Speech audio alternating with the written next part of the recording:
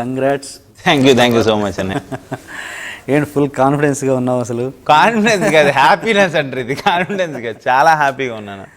అంటే రాజుగారికి అది హిట్కి ముందు ఆ రోజు రేపు రిలీజ్ అవుతుంది అనగా ప్రెస్ మీట్లో లిటరలీ నా కళ్ళం నీళ్ళు వచ్చాయి. నేను రేపే రిలీజ్ ప్రెస్ మీట్ ప్రసాద్ ల్యాబ్స్లో. లాస్ట్ నాకే ఇచ్చారు మైక్.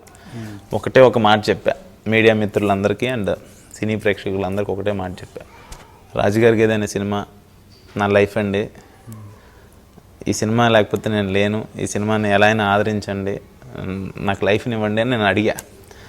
నిజంగా నేను ఎప్పటికీ మర్చిపోలేనన్నయ్య. దానివల్లే నేను ఆ సినిమా ద్వారానే నేను నిలబడ్డా. ఇప్పుడు జత కలిసే హిట్. ఆ రోజు దసరాకి రిలీజ్ అయిన సినిమాల్లో దసరా హిట్గా నిలిచి నన్ను దసరా హీరోని చేశారు.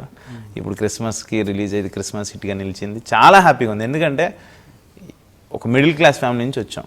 మా అన్నయ్య డ్రీము నన్ను హీరోని చేయాలని, నా డ్రీము హీరోయిన్ చేయాలి.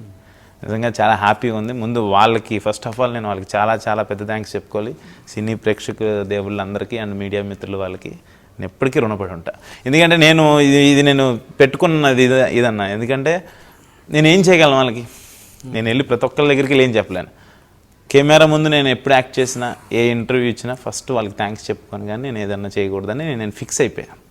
చెప్పుకోవాలి. ఇది ఎన్నేళ్ళైనా ఎన్నాళ్ళు ఉంటాను నాకు తెలియదు, నేను ఎప్పుడున్నా కూడా నేను ఈ మాట చెప్పే నేను వెళ్తా ఫ్రెండ్కి. అది నేను అనుకున్నా మరి అలాగా.